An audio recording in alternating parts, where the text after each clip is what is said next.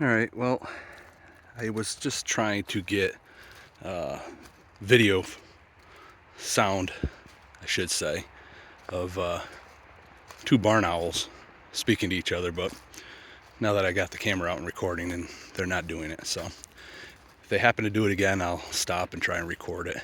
But we are back on the trail, no pun intended, to do another final thought on another Louis L'Amour Western, baby. I know, you guys have been waiting for this highly anticipated read. So anyway, let's see. The last book that I just read was called The Last Stand at Papago Wells. And this book was released in 1957. It had 192 pages. And as usual, it's a action western, right? What else do I review? Good news is we have one more book left. That's a western. And we probably won't be reading any westerns for a little while. I'm not gonna lie, I'm kind of burned out. Especially when one western kind of bleeds into another, and I'm not even sure what story's going with what story and what book goes with what book, and it's not good. So the basis of this story is they're in Arizona in the late 1800s, and it's summertime, it's dry, and there are only so many watering holes for people to get their water from, and most of them are all dried up, and the only one that's actually got water is the one in Papago Wells, and everybody knows this. So what you start off with is in the beginning of this book is you have, I don't know, maybe 4-5 different stories, point of views almost, going on at one time, and they're like little mini stories going on as to where they're coming from and where they're going. And it just so happens that they're all heading to Papago Wells, and one group of Indians that are also heading there. And these Indians are actually renegades, and they're meeting up with other smaller groups, and they don't have good intentions. So that's how the story starts. There's just several different groups all heading to the same spot.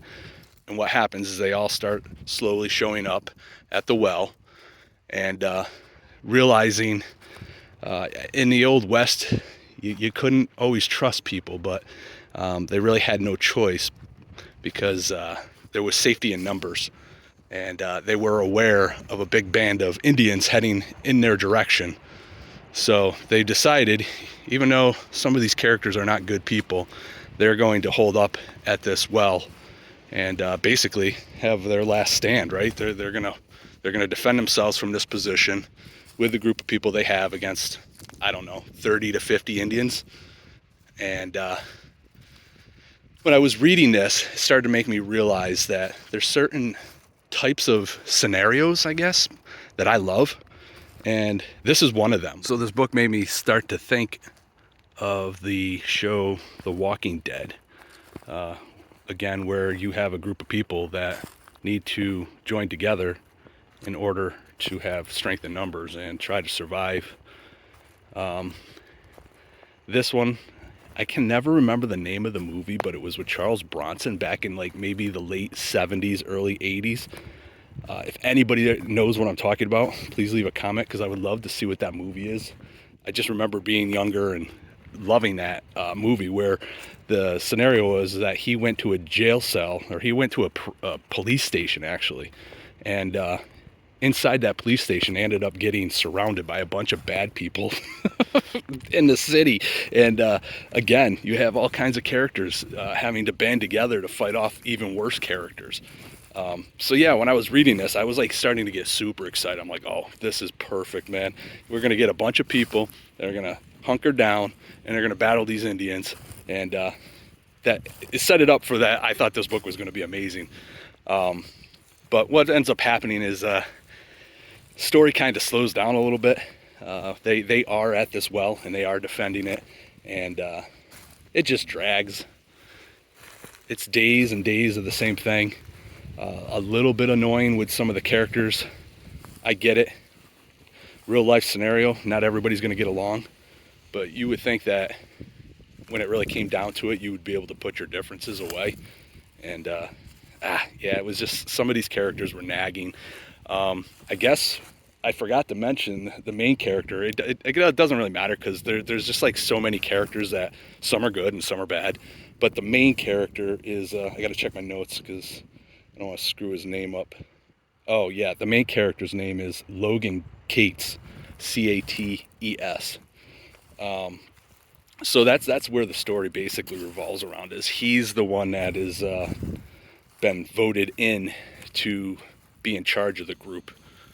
Clearly, not everybody voted for him, and we have that whole issue as well, where people aren't getting along because they don't want him in power. But overall, the book was a little slow, a little boring. Again, I know this is going to shock some of you, but there is a love interest. This one was done pretty good.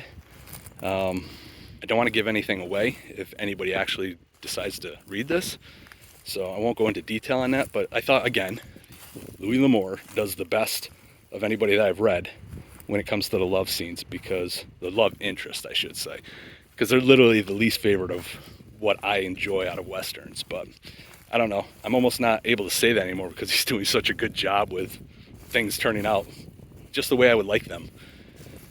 Overall, I gave it a 3.5 out of 5. Wasn't great, wasn't awful. I mean, again, I wouldn't recommend this first, but I wouldn't tell somebody not to read it, especially if you like that whole idea that I'm talking about, where it's a group of people trying to stick together and survive. Yeah, it was all right. I don't know, part of it might be the fact that I'm kind of getting burned out of reading Westerns. I've got one more. I think I've got 2 days to finish this last Western. I got about 100 pages left, so should be able to do that. And then I'll have one more final thought on a Western, and then I believe that'll be it for Westerns for a while. I have my new TBR, and if I remember correctly, none of those are Westerns, so I'm sure you're all thankful for that. Let's see. So normally I'd like to find some fun facts, and this one, I only pulled up 2. Really didn't get into it again. The one fact was that they did make this into a movie in 1958, but kind of like Heller with a gun, they changed the name of this movie, and they changed the name from Last Stand at Papago Wells to Apache Territory. So I don't know. I mean, that fits. It's not as bad as the Heller with a gun changed to Heller in pink tights. Yeah, I still love that. And then the other thing I found interesting, and if anybody actually watched my Utah Blaine final thoughts, I had some fun facts on that. And the actor that played the main character in Utah Blaine is the same actor that ended up playing Logan Cates. And that's Rory, oh man, I always mess his name up. And that is Rory Calhoun. So if you want some fun facts, either look him up or go to my video and go towards the end of it. And I tell a couple what I think are funny things about this guy. He was quite the character. And yeah, so I kind of had a chuckle when I looked up if this was made into a movie, and then I saw who that actor was.